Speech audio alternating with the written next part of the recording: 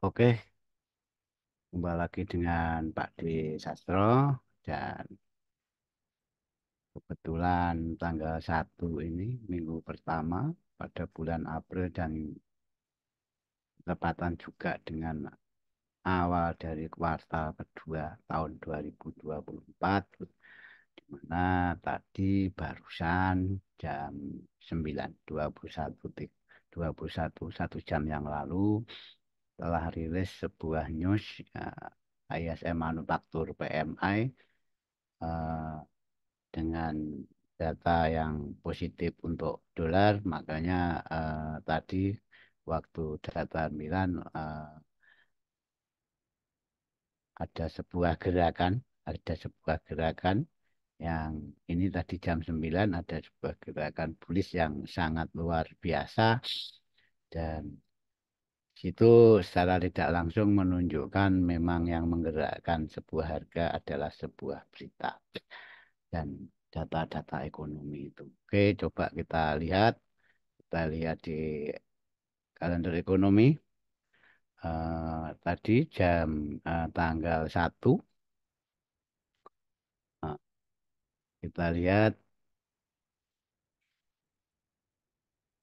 news yang tadi pagi itu ada memang saat Asia Open itu Jepang dan China. Terus jam setengah 9-nya itu Kanada, di mana Kanada mengalami sebuah kenaikan tapi masih di bawah forecast. Jadi sebuah kenaikan di atas previous pun kalau masih di bawah forecast itu menandakan kalau market tidak kaget, jadi market tidak ada gejolak yang berarti.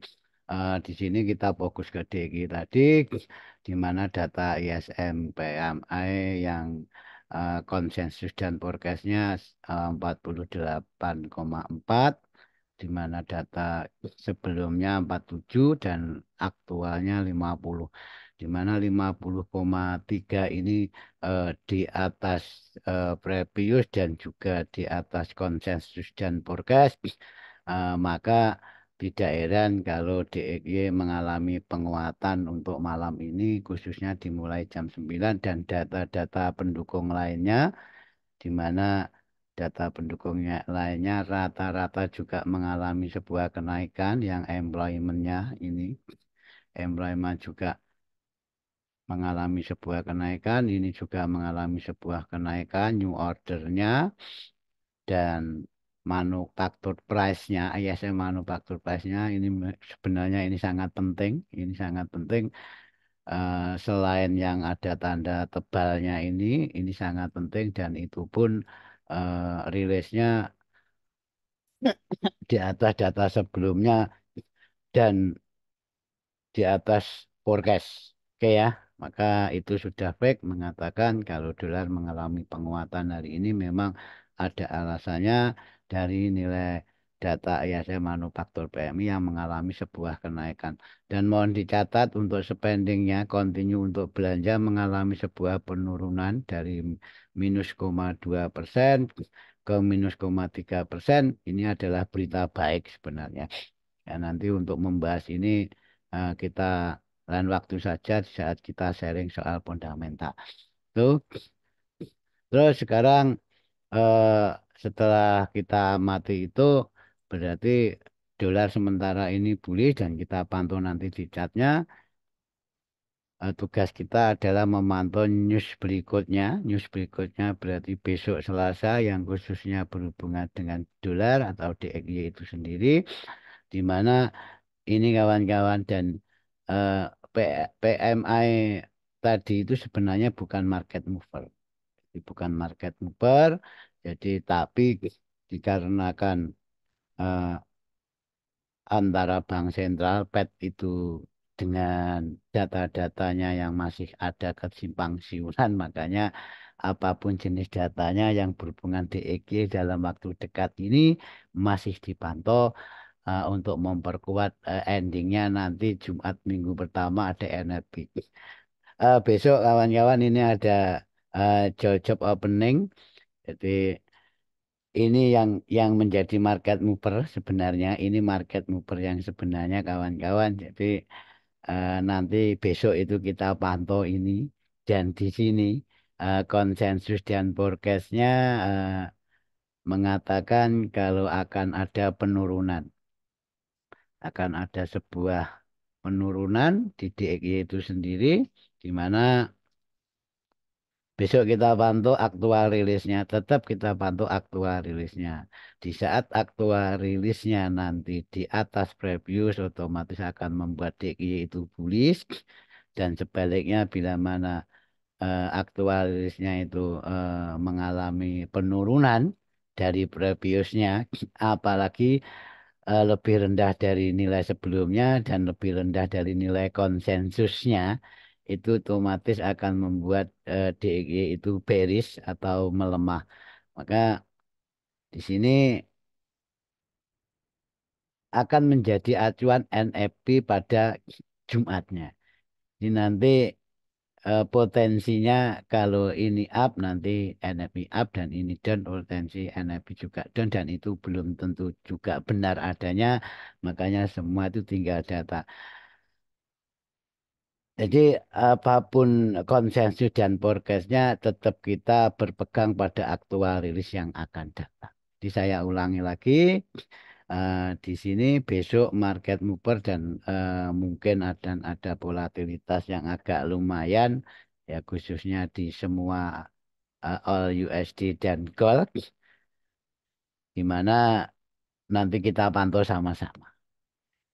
Dan untuk endingnya minggu ini semua tahu kalau nanti Jumat akan ada NFP, ya.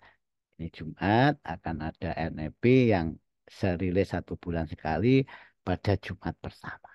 Ini Jumatnya ada NFP, ya.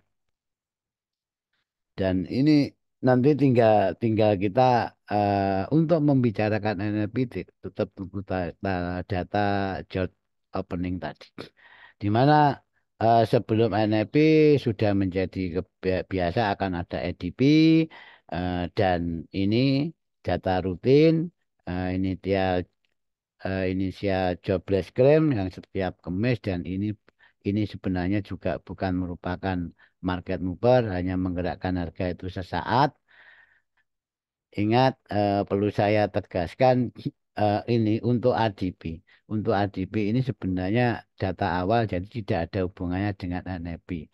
Jadi lebih lebih berkorelasi dengan ini job opening daripada ADP. Oke, itu kita lari ke chat di sini.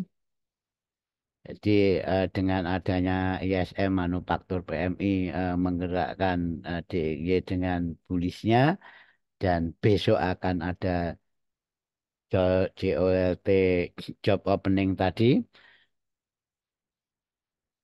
Nah, nanti kenaikan ini apakah akan lanjut atau akan berbalik arah, di mana tinggal data yang akan menentukan.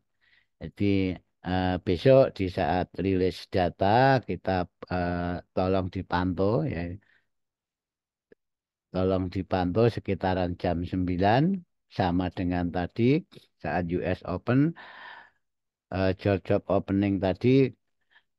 Di saat rilis berita kita secara price action otomatis kita melihat reaksi harga.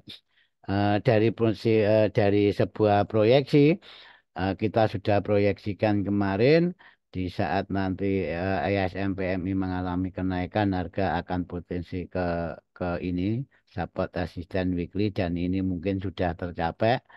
Ini support asisten weekly itu ini hampir saja, dan di saat mengalami nilai sebuah kelemahan, harga akan retest retest ke level 103,895.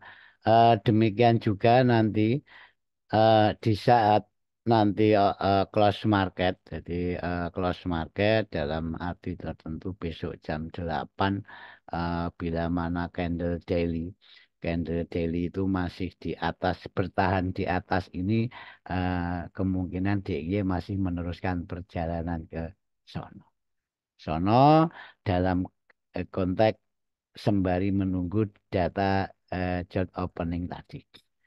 Oke, itu kira-kira dari sepihak DXY kawan-kawan ya. Ini dari sepihak DXY, di mana nanti kalau data eh, JOT job openingnya mengalami sebuah kenaikan, harga akan lanjut meneruskan perjalanan, dan sebaliknya mengalami pelemahan, dia akan terjadi sebuah rejeksi dolar, di mana di dalam konteks yang saya share tadi, di sini saya tekankan bahwa pelemahan dolar itu belum dimulai, walaupun sudah ada gejalanya untuk memulai sebuah tren bearishnya. Tapi kita masih membutuhkan kejelasan Fed untuk apakah kepastian dia akan cut rate di bulan Juni. Kalau memang eh, Fed akan melakukan pemangkasan suku bunga di bulan Juni, niscaya dolar akan turun. Sedangkan yang terjadi saat ini, data-data yang ada saat ini belum menunjukkan ke arah itu. Dan dibuktikan dari data inflasinya masih tinggi, tadi PMI-nya yang barusan juga mengalami kenaikan, tinggal tunggu nanti job opening sama NFP. Itu dari segi CEG-nya. Sekarang kita bicara ke goal. Kita ke goal kawan-kawan. Di mana kemarin sudah saya buatkan video, dan kita lihat sama-sama. Oke, kita lihat sama-sama dari segi proyeksinya Pak D yang di YouTube teman trading. Di mana kemarin saat kita melakukan share video, harga masih di sini, dan di support asisten ini ya, support asisten daily ini satu, ya ini kita ke dua saja biar tampak semua. Harga masih di level itu, dan di mana setelah membuat lower low, harga tidak tidak berhasil membuat lower low lagi, bahkan cenderung membuat higher high, bahkan terjadi sebuah technical break di mana harga membuat higher high dan retest kembali ke level support resisten H1 tersebut, tepatnya di level kita, level 217490, di mana ini adalah level sebuah sentimen, dan melontarkan harga sampai tutupan market Jumat kemarin tanggal 29 dengan target ini. Sebelum ke target, ditimpali sebuah news manufaktur PMI tadi, di mana mengatakan DXY positif dan membuat goal itu terkoreksi. Nah, jadi di sini kita gamblang kawan-kawan, gamblang. Oh, ternyata harga bergerak itu memang karena berita. Nah, nanti intinya kita pakai teknika analisis masing-masing. Oke, itu kira-kira apakah harga akan kembali ke sini? Saya tidak tahu. Makanya nanti kita petakan sama-sama, dan kita tentukan validasinya.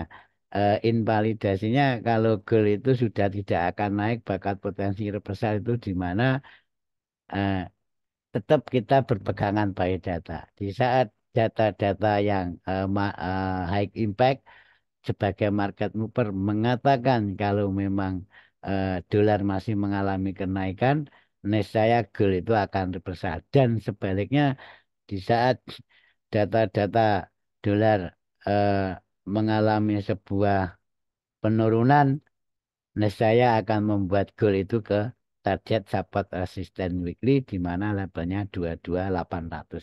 Oke, supaya tidak merusak marking saya, karena ini masih kejangkaan web 5, kita pakai broker lain saja.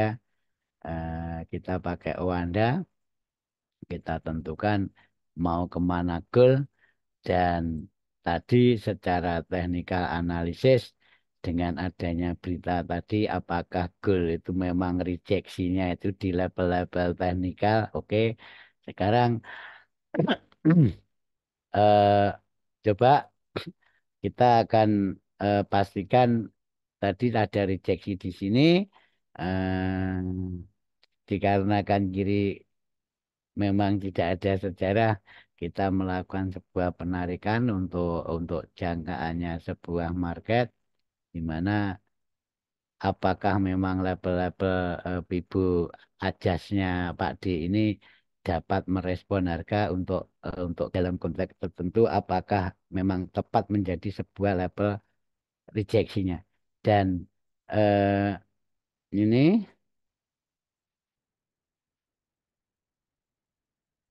ya kira-kira ya. Ntar saya persisikan dulu untuk daily. Yes, ah, ini saya persisikan dulu. Oke, di sini eh, kita tahu kalau di level ini ya, di level ini memang terjadi sebuah rejeksi. Nah, mungkin ini saya push dan untuk level lanjutannya di atas itu, untuk ekstensinya di atas itu. Sekarang secara daily saja, ya karena ini memang kita tarik di daily dan terjadi sebuah rejeksi. Jadi harga itu sempat ke level 2251,155 dan terjadi sebuah rejeksi di TF besar dan ini lebih clean kawan-kawan ya. Terjadi sebuah rejeksi. Nah, terus apa yang akan kita lakukan dengan adanya rejeksi itu? Nah, pertama kita kunci ini high-nya, high terakhirnya kita kunci, di mana high terakhir itu terjadi sebuah akumulasi tadi, di mana di saat rilis datanya terjadi sebuah drop karena dolar positif ini drop boleh sampai sekarang. Kira-kira gold mau kemana? Yang jelas penurunan gold disebabkan oleh data ISM manufaktur PMI tadi.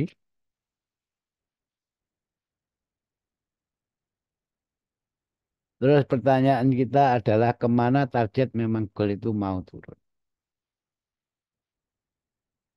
dan kapan gold itu akan meneruskan perjalanan trennya eh, dengan kemungkinan ke level-level targetnya secara wave 5 tadi di broker satunya tadi. Pertama kita kita cari dulu level-level penting di mana di sini juga terjadi high yang terjadi sebuah technical break dengan momentum ya, hampir sama dengan ini kawan-kawan, hampir sama dengan ini. Di sini coba kita eh, melihat dari karakter candle. Jadi sebuah teknikal itu pun juga harus disinergi dengan yang namanya fundamental. Di mana kalau melihat dari teknikal ini terjadi sebuah rejeksi. Sebuah rejeksi daily seperti ini juga rejeksi daily, ini rejeksi daily. Pertanyaannya, apakah sebuah rejeksi itu akan membuat harga selalu reversal karena memang rejeksi ini mungkin dalam candle pattern itu dinamakan apa itu hammer atau mau morning star saya kurang paham. Yang penting kalau mendapati candle seperti ini candle rejeksi dan ternyata apa dia hanya turun sejenak lanjut perjalanan up-nya. Demikian juga ini terjadi sebuah rejeksi, dia turun sejenak, bahkan naiknya melebihi hack ini. Iya kan? Kan gitu. Dan ini pun juga terjadi lagi. Lagi-lagi terjadi. Apakah ini sebuah rejeksi yang akan berpotensi seperti rejeksi kirinya, Pak D? Semua tergantung data kawan-kawan. Semua tergantung. Oke, sekarang fundamentalnya sudah dan sentimennya juga sudah.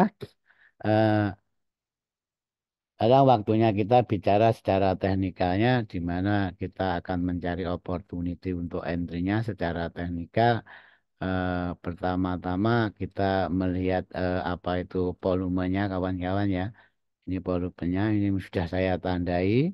Eh, dan dari mana tanda itu ada kan ini tanda itu kita dapatkan dan di sini memang ada sebuah gap. Ini ada sebuah gap di TF manapun, terutama nampak itu di A1 ya. Ini ada sebuah gap dan ini dan betul di mana tadi sudah saya kasih clue kalau harga akan mengejar gap dengan asumsi kalau newsnya DXY mengalami sebuah penguatan. Oke, apakah dia akan turun dan apakah sudah tertutup peluang kita untuk menjadi seller, Pak D? Prinsipnya, gold ini akan up di saat harga di saat ada data yang rilisnya kebalikannya tadi, di mana Georgia openingnya sama NFP-nya kalau memang benar-benar em, mengalami nilai penurunan, berarti gold akan naik. Kenaikan gold dimulai di mana berarti cara daya dobraknya PMI itu sampai mana. Jadi itu saya akan mengamati level-level resisten ini. Satu di resisten ini daily, resisten daily. Ini pertama saya akan mengamati ini resisten daily ini. Ini kelihatannya memang sangat menggoda. Ini resisten daily itu dan level 2200 ini memang round number kebetulan juga eh, selaras dengan resisten ini kawan-kawan ya. Dan di sini ada candle di saat apa itu sentimen terbentuk, maka kita asumsikan penurunannya dengan adanya berita tadi dan akan kita tangkap eh, buy-nya di saat nanti data-data dolarnya itu kalau besok sama NFP itu rilisnya negatif.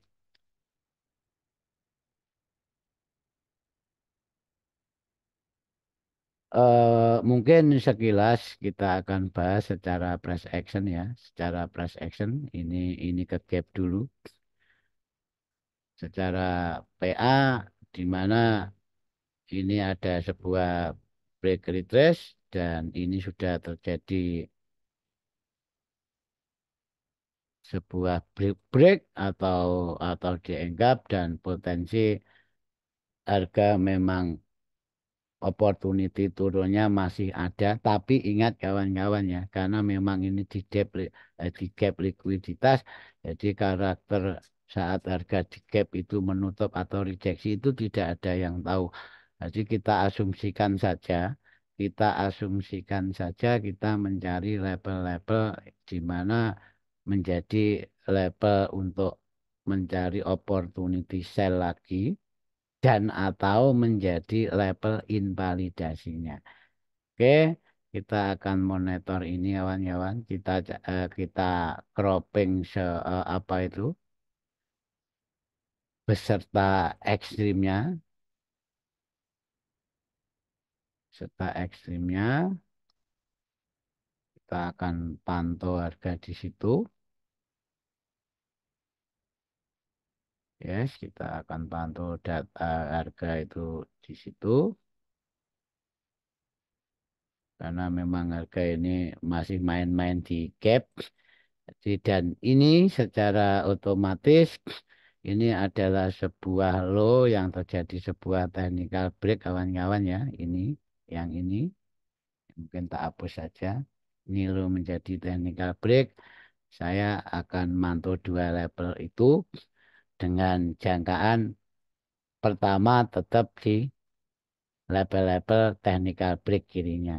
Jadi Saya akan tunggu di sini, saya akan tunggu di sini, dan saya akan menargetkan itu untuk pertama. Ini sampai kapan, Pak D? Ya sampai data susulannya terbit, dan itu sampai data susulannya terbit. Bila mana memang mau ambil di sini, memang dibutuhkan sebuah konfirmasi dan atau harus berani menaruh SL di atas ekstrim itu. Lalu ini kita ambil di situ, dan bila mana itu nanti memang gap itu besok ditutup dengan tutup body, potensi harga akan turun dalam. Ini akan turun dalam di sini untuk pertama, dan keduanya bisa di level maksimalnya.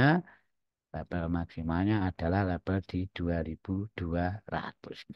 Oke, di saat harga sampai di level 2200, di mana akan memberikan sebuah angin kalau gold itu memang close candlenya di bawah level 2200, tidak menutup kemungkinan eh, apa itu potensi untuk reversal itu sangat terbuka.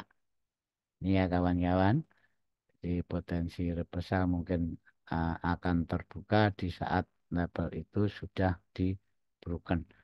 Oke, ini saya akan pantau itu, dan besok di saat ke sampai Jumat, jadi besok sampai Jumat, jadi memang ini mungkin harus kita sabar menunggu. Besok sampai Jumat kita akan menunggu data tadi. Ini kok nggak tampil di semua TF ini. Ya, kita adjust dulu. Kita adjust dulu kawan-kawan ya. Sabar.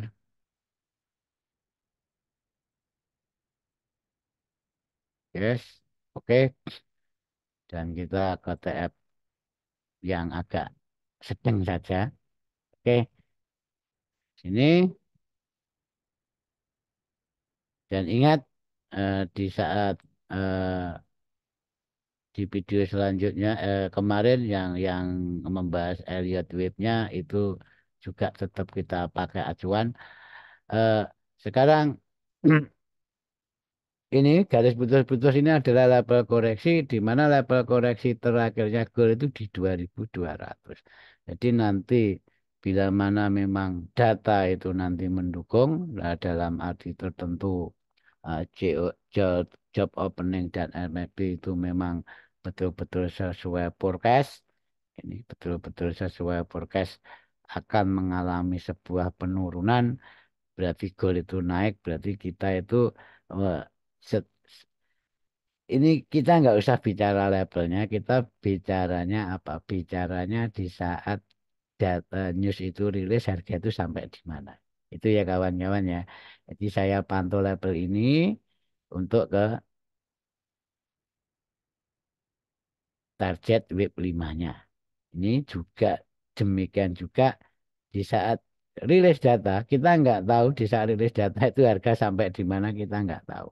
Oke, di sini. Sampai di sini sama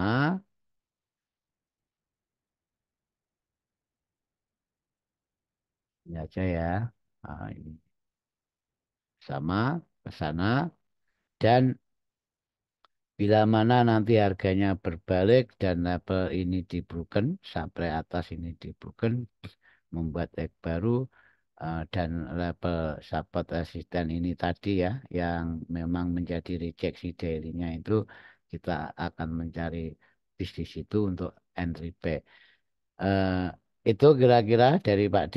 Jadi nanti setiap data itu tetap kita pantau saat data rilis, harga sampai di mana. Oke, mungkin secara technical analisis dari Pak D sudah, dari sentimennya jadi juga sudah. Nah, mungkin kalau kita mau ngomong mencari bis-bisnya kan jelas di sini, dan Anda saya yakin sudah pada pinter. Ini adalah level-level yang dalam pengamatan, mana bahasanya tinggal pilih. Jadi tinggal pilih berita itu rilis sampai mana. Eh, jadi di sini saya tekankan dengan positifnya data DXY tadi mengalami penurunannya dan penurunannya itu akan semakin dalam di saat didukung data berikutnya, job, job opening dan NFP, dan sebaliknya, di mana kalau memang job opening dan NFP tadi datanya berbalik yang sesuai forecast mengalami sebuah penurunan, ini akan menjadi level-level bad dengan target yang lumayan. Itu dari Pak D. Semoga bermanfaat, bijaksanalah dalam bertransaksi, jangan lupa pasang SL. Oke, selamat menjalankan ibadah puasa.